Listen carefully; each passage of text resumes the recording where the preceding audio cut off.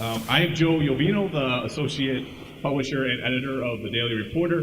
This is Dan Shaw. He's the managing editor of the Daily Reporter. So we're going to take you through that PowerPoint slideshow real quick. But here's just a little bit about the project, which I'm sure a lot of you know. And by the way, anybody who's been to Gulbrandson in the state have been going around the state, and they've had their talk. So some of this is a repeat of some of that, but there's also some new stuff in here too. So obviously, 10,000 direct construction jobs over the next 4 to 6 years. It's the largest economic development in Wisconsin history. You can see Area 1 is where the work is going on right now. That's the first phase of the project. And $1.4 billion annually in purchases from Wisconsin suppliers. As if any of you have been to the events that Gulbrandson is putting on, along with WEDC, you know that the wisconvalley.we.gov is a place to go. You got to get registered, and you get bidding opportunities through that website. We also shout out to our local product, JobTrack. We also have a large database of all the projects that are available. And with that, I'm going to let Dan talk about the rest of the project. Yeah, as he mentioned, this might be a repeat for some of you, but I thought it would be a useful summary as well. This is the part that the state's been showing, talking about all the road work, all the projects that have to be let. So this right here talks about what you need to know to bid on road work in the state. This is once again probably a repeat. And by the way, if anybody wants more details on this, or we're going through this too quickly, you can just ask and we'll send you the slideshow afterward if you give us your emails. But some websites you can sign up for to bid on these projects and learn a little bit more about the projects. Some more information on the bidding process, how you get pre-qualified, specific timetables about when the bids are advertised and when you can expect to hear back if you won or not. This is probably a recap of what most people know. Basically, since these are public projects, they're led to the lowest qualified bidder, you have to submit these utilization plans, which talks about hiring Wisconsin workers. But in this case, because they have to let it to the lowest responsible bidder, the utilization plan is not a basis of bid evaluation. This right here, it talks a little bit about what many of you no doubt are concerned about. It's the workforce and where are we going to find 10,000 construction workers to build this. Several sites on here that talk about training, workforce development. So if you want to learn more about that, you can go to those sites. All right, so this is the project structure. No secret now, Gulbrandson is the general contractor. M+W Group is its partner on this. They have a specialty in clean rooms and making clean rooms that are used in manufacturing. Some of the other companies that are up here. We just learned yesterday Louis Wu, from Foxconn was at an event yesterday where Vice President Mike Pence spoke. Governor Scott Walker spoke a little bit later. He said that there's going to be a big announcement in the next 2 to 3 days about the subcontractors that have been picked for phase 1 of the project, which deals primarily with earth moving. Not surprising when you're talking about earth moving, companies probably are not going to come from extremely far away. So he said that 90% of the companies are from Wisconsin that have been picked for this first phase, and 10% of that 90% are from, 10% of the total, rather, are from Racine County.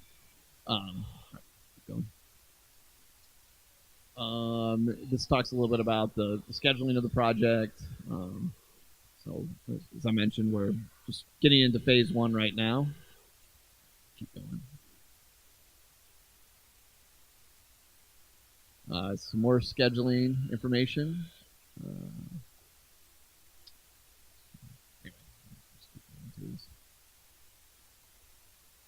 Yeah, this is one thing I want to talk a little bit about. So I watched they made the Foxconn team made a presentation before the Milwaukee City Council on April 12th, and one thing that they kept mentioning again and again was Wisconsin first, and this is something that's very important to keep in mind. I think is the vertical construction phase of this project is not a public project, therefore it is not a low bid situation necessarily, and they said over and over again that they want to have workforce utilization plan in the bid package. They want that to be upfront.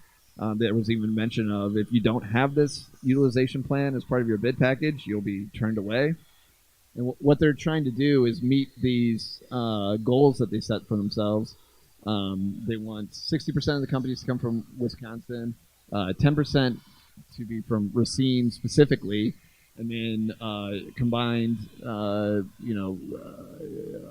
the companies, 10% combined to be minority-owned, women-owned, or veteran-owned.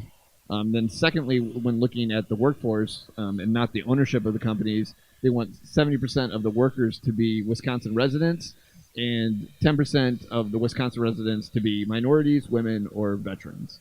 So that's what they're wanting to see from you from those workforce utilization plans. Not probably not surprising. They're going to be issuing robust, detailed bidding documents, and they probably expect robust, detailed responses. Keep moving. Here. And so here again, you can see right at the top, the first thing they put there is Wisconsin first, economic inclusion. So emphasizing that once again. And probably the rest of this is fairly standard for you guys. Keep moving. So this right here is apparently the letter that you will receive if you bid on one of these projects. Whether or not you won, Gilbane will send out a letter. It will tell you who else bid on the project and tell you who won. I don't know how much detail they'll go into the wherefore and why someone was chosen. It'd be interesting to see one of those letters when they're sent out. I'd be very curious. And once again, Wisconsin first. This goes into the conditions if you are picked to work on one of the contracts. So 30-day payment terms, that's probably good to know with monthly draws. Seems pretty reasonable. And then here's some schedules on when the bids will be released. Keep moving. And that's all I had. As I said, I wanted to get through that pretty quickly because I wanted to give plenty of time to our panelists here. But if anyone wants to see a recap of that information, you're more than welcome to come up here, take notes, give us your email address. We'll send it to you. Happy to do that. Thanks, Dan. We'll move on to the panel discussion now, which will also touch on some of those points. And then we'll have a question and answer session afterwards. So if you have questions that come up during our panel discussion, please hang on to them till the end, and we'll get to you. Thank you. So I'll let our panel introduce themselves from Laurie down at the end there, if you want to start. Sure. My name is Laurie Meyer. I'm a shareholder with the law firm of Davis and Kuelthau. Can you hear me? Yeah, thanks. I'm with the law firm of Davis and Kuelthau. We are a full-service firm located here in southeastern Wisconsin. We serve small to mid-sized businesses up to large corporations, providing corporate labor and employment and litigation services to those businesses. Personally, I work with the construction practice, specializing in labor and employment, everything from compliance and writing policies and things like that to employee relations issues, medical leave issues, disciplinary issues, and the like. Before being a lawyer, I was an HR director at a large company, so I have seen both sides of the fence, so to speak, and I'm happy to be here. Thank you, Laurie. Good morning. I'm Scott Jansen. I'm an Executive Vice President and Chief Operating Officer at Employ Milwaukee, which is the workforce board in Milwaukee County. I've been doing that since January of 2017. Prior to that, for the last 4 years, I served as the state's Division Administrator for Employment and Training at the Department of Workforce Development. So the Job Center of Wisconsin, the apprenticeship system, the other kind of things you saw up there is what the staff and I had built out for the last 4 years when I was serving in Madison. And now I'm back home in Milwaukee making it happen at the tactical level to make sure that we can get workers and employers connected and start growing Southeast Wisconsin. Good morning. I'm Gulbrandson. I am currently the business manager and financial secretary for the Electricians Union here in Racine. Position I've held for 13 years. Prior to that, I worked for several local contractors as a foreman for roughly 15 years in the field. I also serve as a consultant on our local apprenticeship committee for selection and placement of apprentices. Very good, thank you. Can everybody hear okay? In the back? Yeah, good, okay. A little bit louder? Gotcha, thank you. So we'll get into the discussion now. Scott, we'll start with you. What is the role that Employment Milwaukee plays in recruiting workers to the Foxconn related development? So we'll start off with some exercise with the audience here. Raise your hand if you're familiar with what a local workforce board does. Okay. So what does Employment Milwaukee do to recruit workers? A local workforce board, by definition, is part of the federal workforce structure, and as a requirement of that, you're fundamentally serving the needs of job seekers that might need services support in terms of figuring out how to engage the job board, how to prepare for jobs, potentially skill training being involved in that, resume writing, interview coaching, and the like. On the employer side, we do things like candidate recruitment. We do customized hiring events. We hook up with the apprenticeship system in the Milwaukee County area. There's also a youth apprenticeship network that we manage inside Milwaukee County on behalf of DWD. So a variety of tactics that try to make the connection between the employer and the job seeker. That's what is happening, and as you know, with the tight economy, with a 2.9% unemployment rate, there is great demand for skilled workers right now. Enter the Foxconn labor disruption. So on top of everything else, we're dealing with a very tight labor market with demand for credential and skill need. We now have this starting up of construction season as well as what's happening here. So what we have done specifically with Foxconn recruitment is we've been involved in awareness sessions, public info sessions throughout Milwaukee County to make people aware of the opportunities and how you prepare for pre-apprenticeship programming, how to connect up to training providers. If you have construction experience, connect to the workforce system so employers and workforce boards can get you in touch for recruitment events, hiring events, whatever else might be there. An example is the March 29th event that took place next door. Recruiting people from Milwaukee to come down, build interest on that, make the connection of how do they get involved in that talent pipeline for construction. The other thing that we're doing on this is introducing Foxconn and many other people into the various systems that exist here in Wisconsin for skill development, be it Wisconsin Fast Forward, be it youth apprenticeship programming, be it the short-term skill grants that just came out of DWD earlier this year. So we're sitting sort of as the convener intermediary trying to make the connection between employers around the Foxconn initiative and potential skilled workers that are not yet in the system. Thank you, Scott. And Chris, a similar question. What is IBEW doing to attract workers? Well, like Scott stated, we're in a pretty much a tight labor market as it is, and this becomes quite a concern about us when it comes to recruitment. With Gilbane putting a 70% requirement on there for Wisconsin residents, puts a huge strain on that already tight labor market. Normally on a project with a normal project without goals like this, we'd probably rely upon outside help from other states to come in and help us. But with those goals that they put on there with Foxconn's agreement, we've definitely stepped up our partnerships, growing some and developing new partnerships with organizations that can help us with our recruitment efforts. Thank you, Chris. Scott, we'll come back to you again. How can members of the general public get connected to careers in the construction related to Foxconn? So the first thing I would offer is just general awareness. There was a web link that was identified in the slideshow about Job Center of Wisconsin. That's the state's job board. However, in the construction industry, oftentimes the job postings may not be there. They'll be in other sites, but they will be available to people in the workforce system. So the first thing that we do is tell people, get connected to the workforce system so people can get in touch with you, your resume quickly at hand, and can inform you about hiring events or other things. The second thing that we ought to keep our eye on is the kids that are coming through K-12 education into the future talent pipeline.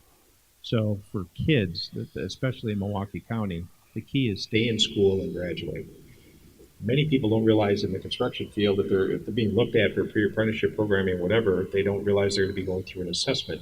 Math skills are important. Reading comprehension is important. Having work experience is important. So oftentimes when the public comes into the workforce system, they may not have those kinds of attributes associated with their work career or have a work history. So we're working very diligently with the public to say, not only become aware of what opportunities are there, but prepare yourself for that. And then the third thing is oftentimes people are thinking they're going right to the job. They don't realize that there might be training involved beforehand. A credential may be required, or that construction involves a multitude of different trades. So a lot of this becomes education to prepare people in the public to understand that it's not just an initial job, it's literally a career pathway for future employment for years to come. So a lot of this right now, we're in the educational phase as well as onboarding the public into pre-apprenticeship and other training programs. Yeah, those are good points. Thank you, Scott. Laurie, how do you try and fix the labor shortage or the skills gap shortage? Well, a lot of my clients are certainly facing not only the labor shortage generally, but a skills gap with the applicants that they are seeing. They certainly have had to become somewhat more creative when they're looking at those applicants and trying to recruit the right applicants to their door. And the ones that have been successful, they've looked at whether or not they have been quantifying and articulating the skills that they need correctly. And then, of course, they're faced with the struggle of sometimes the applicants, frankly, haven't articulated and quantified the skills that they have such that they can, that transferable skills can be identified and things like that. And the ones that have been really successful have really realized that at this point they need to be hiring not for specific skills, but hiring for competency. And because the idea is, if you remember that even the skills for a particular job over time can change because of changes in technology. So if you're seeking to hire someone that you've hired before for this in the same industry, same occupation, you might be looking for different things than you used to. So the point is that you need to start getting smart about identifying transferable skills. And I would give a plug at this point. Not been asked to do this, but I would say that a lot of my clients who've been successful in both the construction industry and the manufacturing industry have worked well with the Wisconsin Veterans Chamber of Commerce. And the Wisconsin Veterans Chamber obviously works with businesses who are veteran-owned businesses or veteran-friendly businesses with,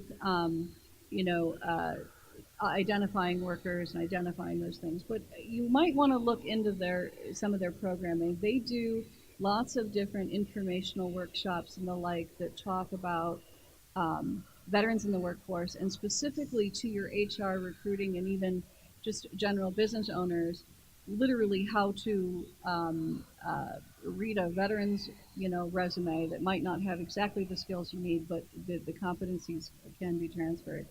And those people have found that to be a very interesting or very important informational tool, and also not just as a recruiting effort, but understanding what you need to look for in those people, and those that have been successful in doing it have appreciated the fact that that some of those veterans come. I mean, obviously they're a diverse workforce, number one, and number two, I get comments that they understand the chain of command and things like that. So you're ahead of the game in the beginning.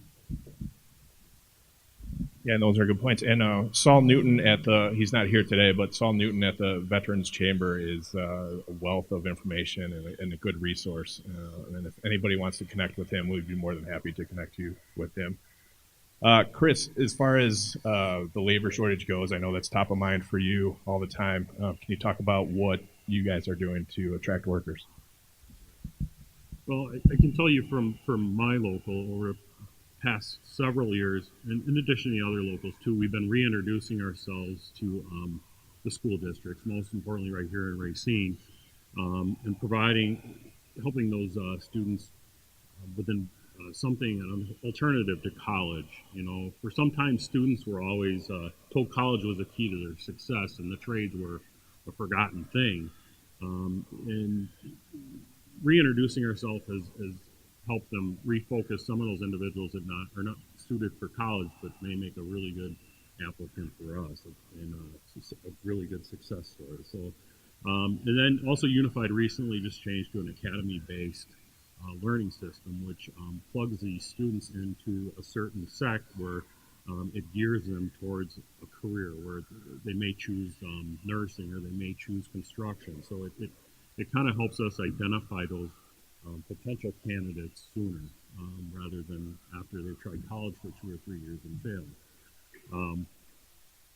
We've also had, with working with them, we've seen our dropout rates go down significantly. So along with that, we have a pre-apprenticeship program like most of the trades do now, where it gives that person an opportunity to at least try it out before we commit to them fully for an apprenticeship. Lets them see if they fit in with us and we fit in with them.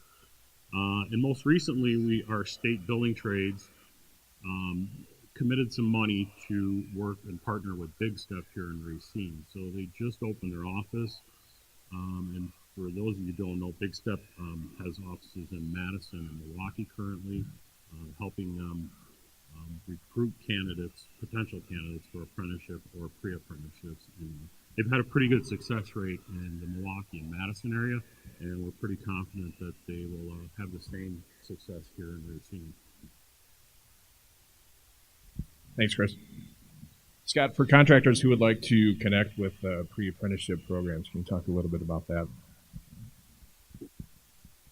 So pre-apprenticeship, 2 years ago in the state of Wisconsin, when I was at DWD, we actually built standards around what is pre-apprenticeship. So if you go to the DWD website under Bureau of Apprenticeship Standards, you'll see the actual guide. People who have training programs have to apply. They have to be certified by the state council. The reason for that is there were many, many contractors that were saying, I have a resume and a candidate that says they've been through a pre-apprenticeship program. They don't have the skills or competencies I would have expected. So before people are using the term pre-apprenticeship program, the key is really defining who that is. There's a list of what are the certified pre-apprenticeship programs around the state on the website, place to open up. The way that the system works is that DWD actually has what they call apprenticeship training representatives, or ATRs, that are allocated to the 11 workforce development areas throughout the state of Wisconsin. The workforce boards, like Employer Milwaukee, and here in Racine County, the Workforce Solutions team has an apprenticeship liaison with the state. Between those two individuals, just about every contact you're going to need, every certified state pre-apprenticeship program, and the training providers are going to be available to you. So rather than feeling like you need to hunt on your own, where do I go to get started with pre-apprenticeship, feel free to reach out to your local workforce development board or their website to see who the contact is. Or at DWD, you'll see on their website that they have the contacts listed out throughout the entire state, phone number, whatever. And then the other piece to this is that many people, just to keep your eye on this, are understanding that there's an opportunity to train to the construction need that's here. That does not necessarily mean that they are an approved pre-apprenticeship program. So you want to be cautious in terms of people that are going to graduate. If they say that they have a credential, oftentimes we'll see that that credential is they completed the training program. They have not demonstrated competency in the skill set or received an industry recognized skill that's worth credentialing. So things to keep in mind that if you go through the official sources, they can walk you through and navigate you through that to make sure you can get to the talent that you require. One more question for you, Scott. Can you talk about the Career Plus Youth Apprenticeship Network that Employ Milwaukee runs? I know that you touched on it briefly, but just a little bit more in depth. Well, we'll try it a second time. Raise hands if you're familiar with the state's youth apprenticeship program here in Wisconsin. There we go. We got one. So what is unique about that? If you look at the educational sector, most high schools have a career and technical education coordinator program, different kind of coursework. It's really classroom-based kind of activity. Youth apprenticeship is 450 hours of paid work experience with an on-site mentor at the employer where they're actually doing productive things depending upon what the job or occupational title requires with workforce training inside the classroom back in their high school. So in southeast Wisconsin, RAMAC is your coordinator for youth apprenticeship here in Racine County. We actually have 6 different youth apprenticeship consortia in Milwaukee County. Employ Milwaukee offers the one called the Career Plus Youth Apprenticeship Network. With that, there are 11 different career clusters throughout the state that have articulated program for youth apprentices, and the construction field is one. So if you're looking about what's available in carpentry, in plumbing, in electrical, whatever else that might be, and you go onto the state's website, you'll not only see what programs are being offered, but what school districts offer that, and oftentimes the contact info for the person who would have access to those students or might have interest in hooking up an employer to that. So that's another opportunity, maybe not immediate in skill set, but in terms of building up the pipeline of skilled talent for your particular business. That's a great opportunity to look at. Thank you, Scott. Now let's switch gears a little bit and talk about internships and how people can get into the industry. I know with 10,000 needed workers, that's a big deal. Laurie, can you talk about what the Department of Labor has done to recently loosen up some of their restrictions? Yes, the Department of Labor has issued some additional guidance, but before I get into that, I just want to distinguish between paid internships and unpaid internships. If you have internships that are paid, nothing has changed. That means that they are still subject to the Federal Fair Labor Standards Act, minimum wage and overtime requirements, as well as state wage and hour law. With regard to unpaid internships, there used to be a test that the Department of Labor would apply to see if you have violated the Fair Labor Standards Act, minimum wage and overtime requirements by not paying an intern. And under the previous test, it was a strict 6-factor test that you had to meet all 6. If you met 5 out of 6, well, you're still in violation of the law. And one of those factors under the old test, which was criticized quite a bit, was the fact that it required that if the employer derived any immediate advantage from the relationship, and that was interpreted to mean that if the intern performed any productive work whatsoever, it needed to be paid. Under the new standard, and that was issued in connection with some guidance that the Department of Labor issued in January of this year, there's now 7 factors, but there's not a threshold that you have to meet a certain number defined, but rather the Department of Labor has said that the employer needs to meet what they call the primary beneficiary test. They look at who's the primary beneficiary of that relationship. Is it the employer or is it the intern? And so the 7 factors, and of course they're going to look, the Department of Labor has said that they're going to look at each individual case as an individual scenario.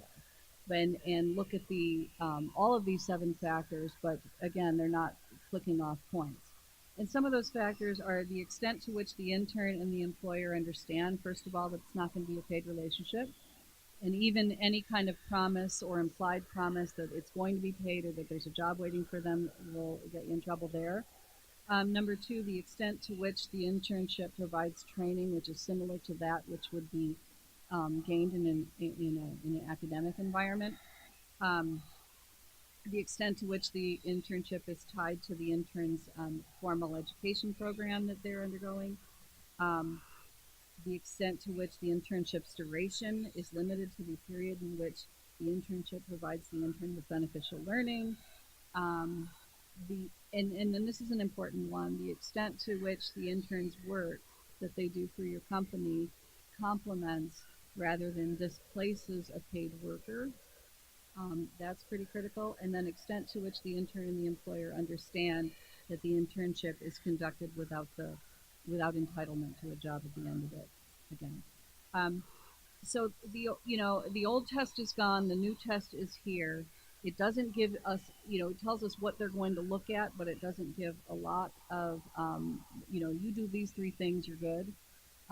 That would have been a little bit more helpful.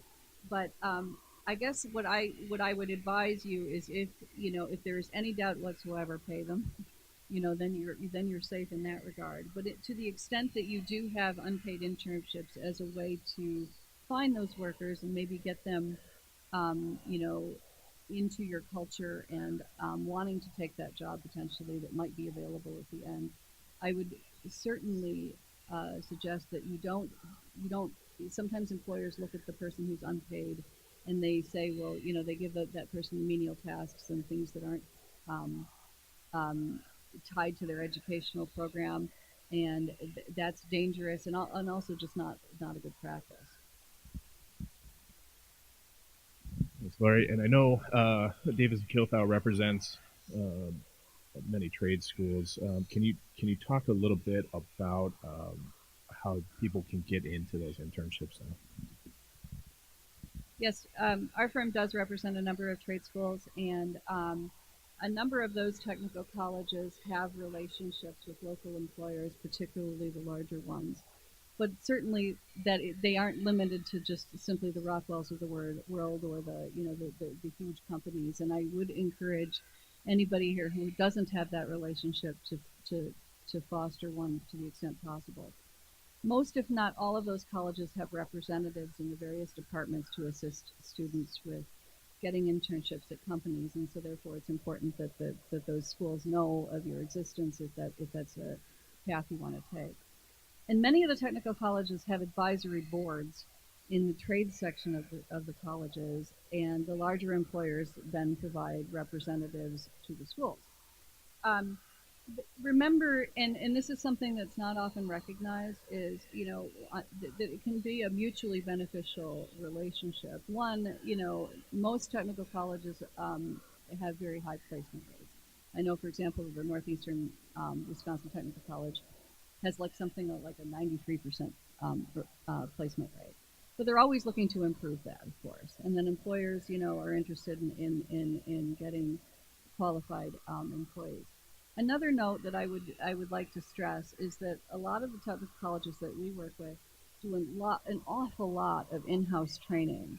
Where instructors from the schools will come directly into your work site and train employees. They also, and this is really something that a lot of times that people don't recognize, is they will train your trainers, meaning they will train your supervisors and, to maybe update their skills that maybe haven't had that. And so, you can identify to the colleges, the technical colleges, what skill sets you need, and they will often tailor their curriculum to include those skills. That's been talked about a little bit here today. But I would encourage all employers, regardless of size, to reach out to them proactively. Make sure you're on their radar. Get into a dialogue with them about what skill sets you're looking for, and don't limit your outreach to just one school. The schools have been, happy. The schools that we've worked with have been very happy to work with employers, whether it's matching interns um, to to jobs available or providing the training that I talked about. And it's a mutually beneficial arrangement. The schools look to improve their placement rates, and the employers get free assistance essentially with both hiring and retention and training. Great, thank you, Laurie. And as we start to wrap up here, Chris, can you talk about what IBEW's goals are on the Foxconn project? So when the announcement came in that Foxconn had selected Racine, one of our first conversations was with Corey Mason, the mayor here in Racine, and county exec Jonathan Deladay. Their goal from day one has been to employ Racine residents on this project. With Racine having the highest unemployment rate in the state, it's their goal to employ 900 City of Racine residents on this project, either in the manufacturing side or the construction side. This was recently initially we were hopeful that we could get some contract language or something drawn up, but with the governor recently signing legislation banning local governments from putting any hire requirements in place, it kind of threw us for a loop. So, but Gilbane, as you can see, was pretty helpful. They put in local hire goals, the 10% for Racine residents. I think I can speak for all trades and say that it's our objective to help achieve the local hiring goal, and is one of the main reasons that we've partnered up with Big Step and also strengthen our relationship with the school districts. We see an opportunity to grow our apprenticeship programs locally and provide a path for a lifelong career. Thanks, Chris. Scott, we'll wrap up with you. Can you talk about, you've talked about the industry advisory board, but can you talk about how that benefits construction industry employers? Just to piggyback on what Laurie had mentioned about the technical colleges having industry advisory boards, in order to develop curriculum, keeping it up to date, industry coming in to talk about those things with the instructors really makes it a relevant experience that you can hire from. The same thing happens in the workforce system. In Employ Milwaukee, we have 7 different industry advisory boards, one in the construction field as well, where trades representatives, we had mentioned WRTP Big Step, being a member of that, the plumbers, mechanical contractors, building trades, Association of General Contractors. We convene them frequently where they can talk specifically, not just about new needs, but also about the aging workforce. We haven't necessarily talked about that. Many of you are facing known gaps coming 2, 3, 4 years down the road that we have time to react in developing the right skilled, credentialed individuals as the replacement workers on top of the surge that's occurring right now for new workers. So the advisory boards provide that kind of demand data anecdotally about specific projects, what's going to be needed. In Milwaukee, you may know that there's a residency requirement in terms of publicly funded construction projects. Knowing what it's going to take allows us to work with the public to figure out how do we onboard, identify people to meet those kinds of needs. Similar things, Chris, to what you mentioned here. Even if it's not required, it's definitely a goal to get as many local people involved in this as possible. So the industry advisory boards are absolutely essential in terms of hearing from industry itself on the demand and what their intention are, but more importantly, what the requirements are. So it's not just about numbers, it's getting very granular about skill set, credential, conditions, what might be happening. So that's an important piece. And I know that they have advisory boards down at the workforce boards in Kenosha and Racine as well. So I'd encourage you to take advantage of that. Find out who your local representatives are. Make sure that they're aware of what your needs might be. If you're not sure if somebody's addressing your pipeline or your skill credentialing requirements, don't sit back and assume, engage and go ask those kind of individuals, because the idea is the more we can connect industry to the talent development, the educational system that we have, the better off we're going to be. Great. Thank you, Laurie, Scott, and Chris. That was an informative discussion. Is there anything that we missed? Does anybody want to add any closing arguments? Mm-hmm. Yeah. Okay, so we'll move on to the question and answer part. I'm a little nervous about this, but the first question comes from Dan Shaw of the Daily Reporter. Just to follow up on what you touched on there at the end, just some basic ballpark numbers here, but my understanding is construction industry in Wisconsin is about 120,000 people. Most of those people who are working right now are presumably already engaged on projects. You're talking about adding 10,000 on top of that. That's pretty big percentage growth. And of those 10,000 people, 70% are supposed to come from Wisconsin. Now, as someone mentioned, that's not a requirement. It's just a goal. So if Foxconn doesn't hit 70%, it's not as if they're going to be socked with a penalty of any sort. So it's not a hard and fast requirement, but they still have set themselves that goal. How realistic is it that you're going to get 7,000 construction workers from Wisconsin? Put me on the hot seat right away.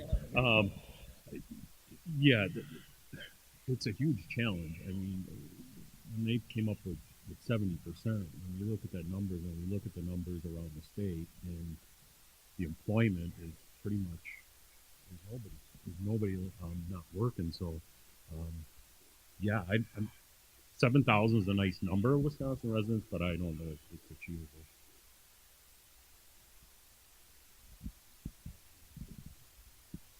Yeah, Chris has brought up a great point, and we're seeing this, especially in Milwaukee County. The term that people talk about so often is talent attraction, talent retention. We talk about talent development. The thing that people don't want to necessarily explore is talent sourcing. Where do you go where there's pockets of people that could become the emerging construction workforce? We have an abundance of people in Milwaukee County that are working for $10, $11, $12 an hour, come to us all the time. What can be my next job? First thing we ask our career planners to do is let them know what is going on in the construction fields. Are there, and Laurie, you brought up transferable skill sets. Is there some experience you have or some interest you have that we can get you into a pre-apprenticeship program? We need to be looking about that. The other thing I'll just briefly comment on from my DWD days, demographics matter. So the entire upper Midwest is not growing in terms of general population, and you're seeing it much more prevalent now in the news. We talked for last 4 or 5 years about the skills gap. Now we're affirming the quantity gap that exists in Wisconsin and in their neighboring states. What that really means is that we have a very high labor participation rate here in the state of Wisconsin, and Chris, what you were alluding to, unemployment is historically at low rates right now. Here's the hard part. The growing population of Wisconsin is 65 and older. That's not the workforce that's going to take care of these issues over the next 10 years. And at the other end of the demographic, we have people that are getting educated and are leaving the state to pursue careers in other states. That is not a good recipe for building a sustainable workforce for the state, especially as growth and opportunity occurs. So what that really means is you got to look at every talent source that might be available, be it veterans, be it re-entering citizens coming out of the correctional facilities, being it kids that are in school, looking at them as future workers, and really growing out youth apprenticeship programs or whatever else that might be. So from that perspective, we're going to have to do the blocking and tackling and start to produce the workforce out of the numbers that we have.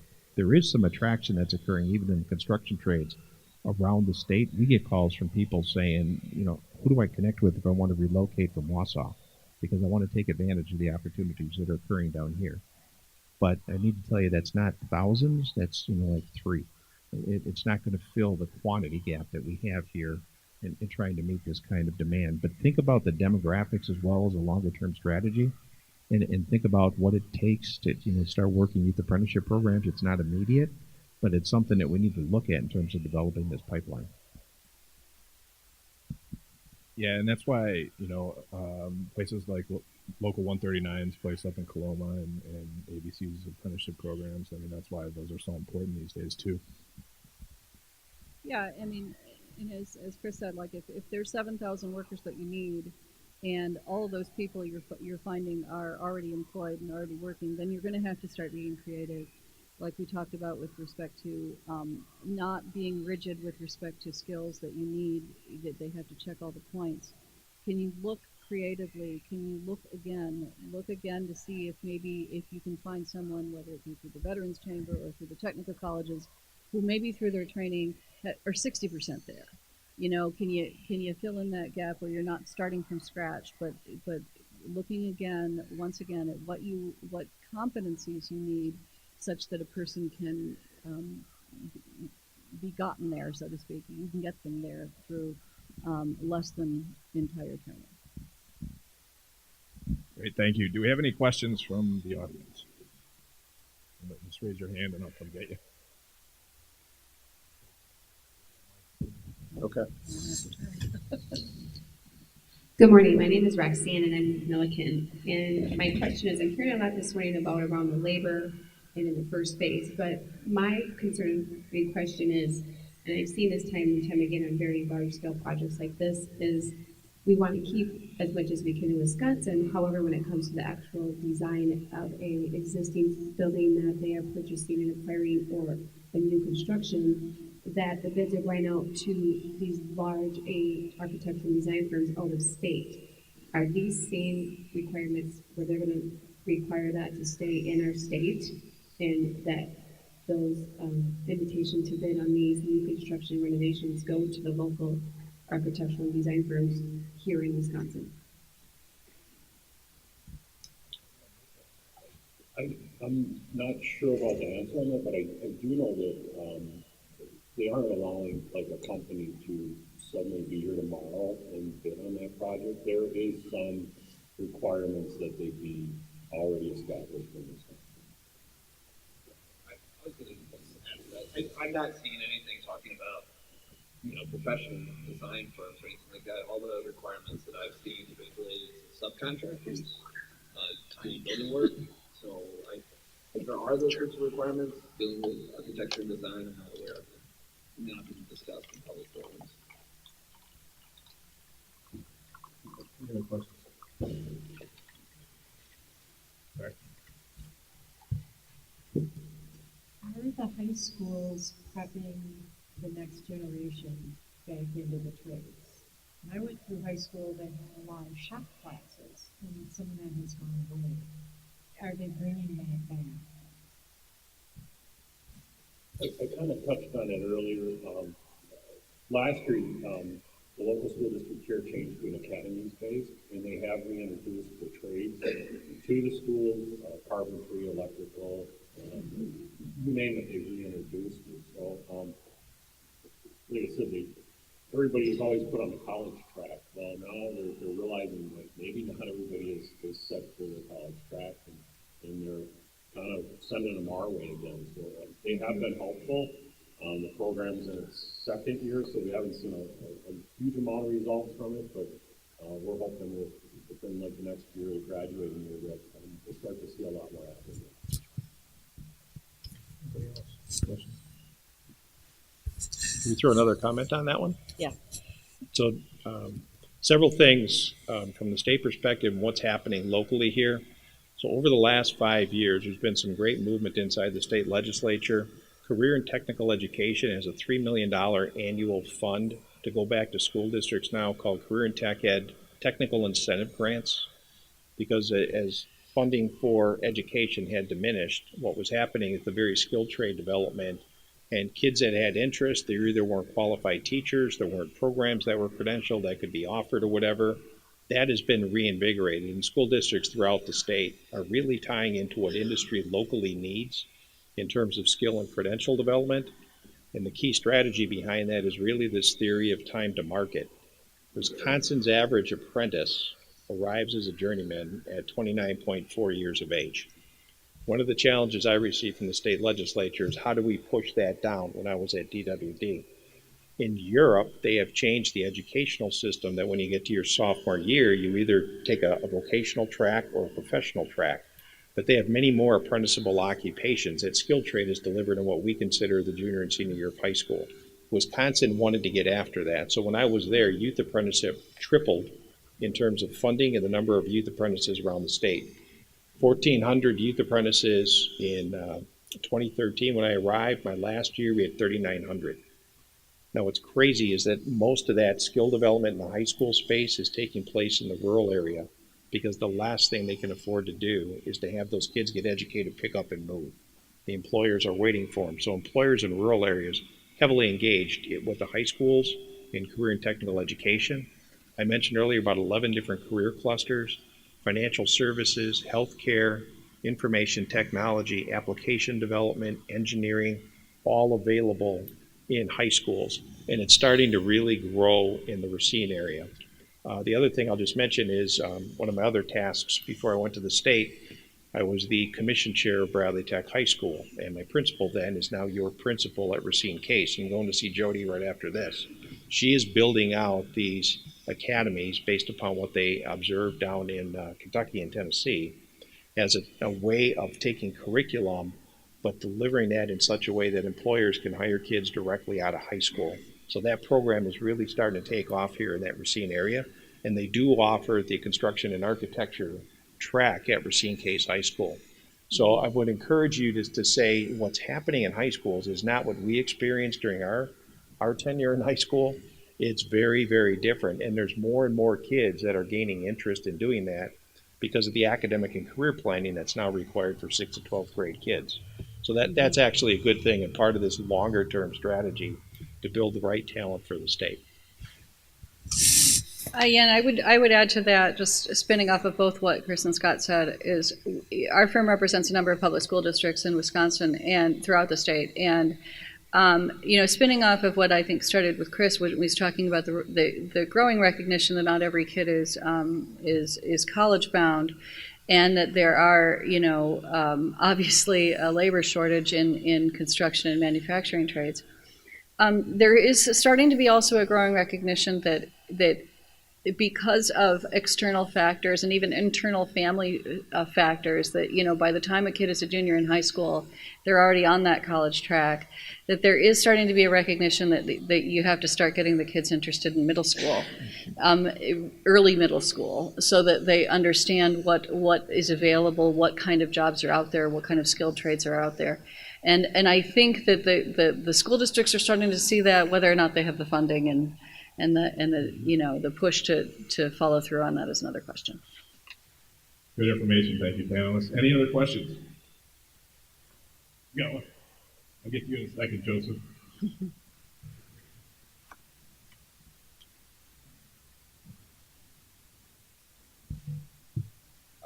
I've heard that in other countries they have a requirement for college students to actually work in the trades before they work in the field. So if they're in engineering, they have to do some type of civil engineering, electrical engineering in the actual trade itself.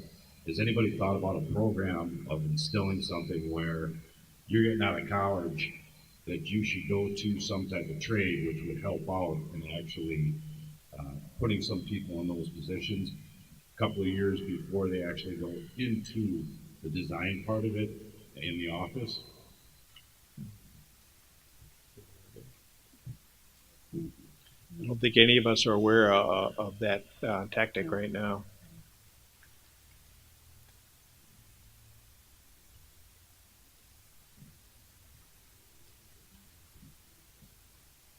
Sorry, it's a long walk up front here. Scott, do you want to elaborate on that at all? Or? Well, one thing that I would throw out here, as we were talking about K-12 education, the one thing we don't talk a lot about here is that the instructors that need to be in the high schools to deliver the curriculum need to be credentialed. And we have so many school districts that want programming, but they don't have a qualified instructor in order to teach. So when you think about it strategically, we're shorting ourselves the ability to produce the talent that we need by virtue of not putting qualified instructors into the classrooms. So when I talk to general contractors and whatever, it's like, remember when you go to Tim's retirement party, this is retiring from what you're doing. Now let's get you in a classroom and impart all that wisdom into the kids of the future that are going to replace you in the workforce. That's a real need in the state. I just wanted to try to, I apologize for not remembering her name, but answer your question. That obviously from a lot of the architectural firms, the ones in particularly Metro Milwaukee and Metro Jansen, they unofficially, of course, but they're certainly in dialogue with some of the political people and some of the leaders that are sort of in the forefront of this. So they certainly, for want of a better term, it's probably something that doesn't really need to be said, but they sort of have a built-in advantage. I mean, they're already working those relationships, so in essence they have like any of us would do from an engagement standpoint. So I definitely think from what I've personally seen that they're engaging in that already. Some of the, and some of the best ones, are there. I think that they're going to get, maybe this is the idealist in me, but I think they're going to get every possible consideration within reason, but that also is something that's certainly being actively worked on, as we speak. So hopefully that helps a little bit as part of that discussion. But I definitely think that's something that's come up. It's certainly come up on the political side, and I think it's also something that a lot of the major ones that we all know are currently working on. Thank you. Anything else? Any other questions? Lunch is to your right here. Please enjoy. Thank you, everybody, for coming. We appreciate it. The panelists will be around for a while if you have any questions you want to ask of anybody. Thanks again to all our sponsors. Thanks for coming.